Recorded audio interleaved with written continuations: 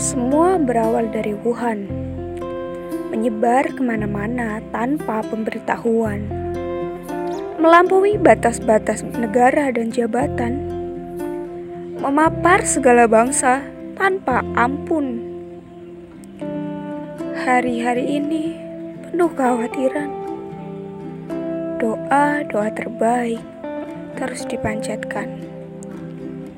Bekerja, belajar, beribadah sudah dirumahkan. Menunggu nasib baik penuh harapan. Assalamualaikum warahmatullahi wabarakatuh. Coronavirus disease 2019 atau biasa dikenal dengan COVID-19 merupakan bencana global yang menyerang hampir semua negara di dunia. Dampak pandemi sangat nyata dirasakan, utamanya di sektor kesehatan, pangan, dan ekonomi. Ketahanan pangan menjadi isu yang hangat diperbincangkan di tengah pandemi. Dalam keterangan tertulisnya, Organisasi Pangan Dunia (FAO) menegaskan bahwa pandemi virus COVID-19 yang melanda seluruh dunia akan mengganggu distribusi dan ketersediaan pangan yang diperkirakan kemungkinan akan muncul pada bulan April dan Mei. Dalam laporan FAO juga disebutkan bahwa social distancing menjadi salah satu penghambat di sektor pertanian. Industri pengolahan makan juga terkendala dalam memproses produk pertanian. Untuk mengurangi penyebaran wabah COVID-19, pemerintah Indonesia menerapkan kebijakan PSBB atau pembatasan sosial berskala besar. Kebijakan ini ternyata berdampak pada terhambatnya distribusi pangan dan terbatasnya transaksi di pasar-pasar tradisional. Hal ini menunjukkan bahwa aspek ketahanan pangan pada masa pandemi ini tidak tercapai, di mana aspek ini meliputi tersedianya pangan dalam jumlah yang cukup dan merata serta dapat diakses oleh semua. Selain terhambatnya supply, wabah ini juga telah mempengaruhi proses produksi atau berikut adalah dampak COVID-19 terhadap pertanian. COVID-19 dapat berdampak pada kesehatan petani. Menurut sensus penduduk tahun 2017, rata-rata petani di Indonesia berusia 50 tahun ke atas, dan usia ini tergolong rentan terkena COVID-19. Apabila petani Indonesia terkena COVID-19, maka akan berpengaruh pada proses produksi yang terhambat dan terbatasnya kegiatan produksi terjadi karena adanya kunjungan di aja, kebijakan pemerintah mengenai PSBB, dan meningkatnya biaya operasional untuk pemenuhan SOP produksi pada masa. Hal ini juga mempengaruhi rantai pasokan pangan yang terhambat dan berkurang. Hal ini juga dipengaruhi oleh adanya kebijakan pemerintah mengenai PSBB sehingga distribusi pangan terhambat. Dari adanya 3 kasus tersebut, maka dampak terakhir dari wabah COVID-19 adalah meningkatnya harga produk pertanian. Oleh karena itu, Presiden memerintahkan jajarannya untuk membuka lahan sawah baru di seluruh Indonesia dan terus memantau stabilitas harga produk agar tidak meroket. Akan tetapi, kenyataannya di lapangan, stok beras masih mengalami defisit di 7 provinsi, jagung mengalami defisit di 11 provinsi, telur defisit di 22 provinsi, cabai besar defisit di 20 provinsi, dan cabai rawit defisit di 19 provinsi. Berdasarkan permasalahan tersebut, maka dengan bangga kami mencetuskan sebuah gagasan, yaitu InnoFarms, Integrated Farm Farming System, sebagai solusi ketahanan pangan di tengah pandemi COVID-19. Saya Susilawati. Saya Milatul Umi Sahila. Dan saya Tri Ajeng Senya Syasyadara.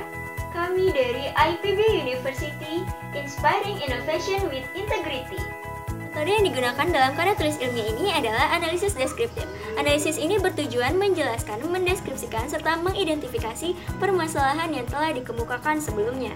Selanjutnya, pengumpulan data yang digunakan adalah studi pustaka. Pustaka didapatkan berupa jurnal ilmiah, buku, serta publikasi ilmiah lainnya. Pelaksanaan ide karya ilmiah ini dengan cara pembuatan desain prototipe dan data sekunder. Data sekunder digunakan untuk memperkuat gagasan sehingga pengembangan gagasan tidak salah sasaran.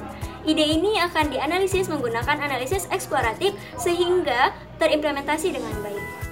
Sistem pertanian Innofarms atau Integrated Home Farming System merupakan konsep pertanian terpadu yang memadukan pertanian, peternakan maggot lalat BSF, serta budidaya ikan lele dalam lahan perkarangan rumah. Menurut Preston 2000, sistem pertanian terpadu adalah suatu sistem pengolahan tanaman, hewan ternak, dan ikan dengan lingkungannya untuk menghasilkan suatu produk yang optimal dan sifatnya cenderung tertutup terhadap masukan luar. Dengan adanya konsep pertanian terpadu dalam skala rumah tangga, maka akan mewujudkan masyarakat yang memiliki kemandirian dan keswasembadaan pangan sehingga terbentuklah masyarakat madani. Pemanfaatan lahan perkarangan rumah sebagai lahan pertanian menjadi upaya untuk mencapai ketahanan pangan di tingkat rumah tangga di era pandemi COVID-19. Perkarangan rumah dapat kita tanam berbagai jenis tanaman, seperti tanaman pangan, tanaman hortikultura, maupun tanaman obat-obatan. Tanaman dapat kita tanam menggunakan bedengan, pot ataupun polybag, maupun vertical culture. Pemanfaatan lahan perkarangan rumah dalam sistem Innofarms atau Integrated Home Farming System menjadi lahan pertanian diintegrasikan dengan budidaya maggot BSF dan budidaya ikan lele sistem bioflok. Maggot BSF atau yang dikenal dengan sebutan black soldier fly dengan nama latin Hermitia illucens merupakan organisme potensial yang bermanfaat sebagai agen pengurai limbah organik.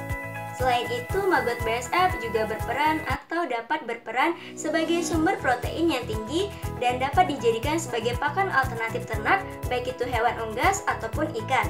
Menurut Ambar Ningrum et al. 2019, maggot BSF juga memproduksi kasgot yang dapat digunakan sebagai media tanam dalam budidaya tanaman sayuran. Budidaya lele bioflok. Lele merupakan sumber protein hewani yang sangat mudah sekali dibudidayakan. Menurut Firman et al. 2015, air limbah budidaya lele dapat digunakan sebagai pupuk tanaman. Hal ini dikarenakan air limbah tersebut mengandung unsur hara makro yang sangat bagus untuk tanaman. Selain itu, air limbah budidaya lele juga mengandung nitrogen dan fosfor. Selain itu, air limbah juga mengandung NH3, NO3, NO2, dan C organik serta memiliki rata-rata pH 7-8 yang baik untuk perkembangan tanaman. Innofarms atau Integrated Home Farming System dapat diterapkan di perkarangan rumah dengan ukuran luas kurang lebih 120 meter persegi. Ada 3 komponen yang dapat dimanfaatkan dalam sistem pertanian ini, yaitu maggot BSF, ikan lele, dan tanaman. Maggot BSF dapat dibudidayakan dengan cara memancing lalat BSF terlebih dahulu menggunakan media dedak, buah-buahan busuk, ataupun ampas kelapa yang sudah difermentasi. Selanjutnya dibuatkan kandang dengan ukuran 2,5 x 4 x 3 meter. Ukuran kandang tersebut sudah cukup bagus untuk budidaya maggot BSF skala rumah tangga. Secara bersamaan dengan budidaya maggot, lele dapat dibudidayakan dengan menggunakan terpal dan dibuatkan menyerupai kolam dengan ukuran 5 x 2 meter. Ukuran tersebut dapat menampung anakan lele sebanyak 1000 ekor. Pakan yang digunakan adalah pelet ikan hingga lele mencapai umur 4 minggu, sedangkan umur yang lebih dari 4 minggu diberi pakan tambahan berupa maggot. Selanjutnya, limbah air dari kolam lele dapat digunakan sebagai pupuk tanaman. Tanaman yang dibudidayakan di perkarangan dapat dibuatkan semacam badangan sederhana jika di daerah pedesaan. Untuk yang di daerah perkotaan bisa menggunakan wadah bekas ataupun polybag. Tanaman yang dipupuk dengan limbah air lele bisa lebih hijau, lebih awet, lebih segar, dan lebih sehat. Hal ini dikarenakan tanaman bersifat organik. Dari pemaparan tersebut dapat kita simpulkan bahwa pemanfaatan pekarangan rumah sebagai pertanian terpadu dapat menjadi solusi permasalahan ketahanan pangan di tengah pandemi COVID-19. Innofarms menjadi terobosan baru untuk konsep pertanian terpadu di pekarangan rumah yang ramah lingkungan dan memiliki potensi ekonomi. Konsep pertanian terpadu yang syarat akan kemandirian dan keswasembadaan menjadi jalan pembuka terbentuknya masyarakat madani. Sekian yang dapat kami sampaikan, kurang lebihnya mohon maaf. Wassalamualaikum warahmatullahi wabarakatuh.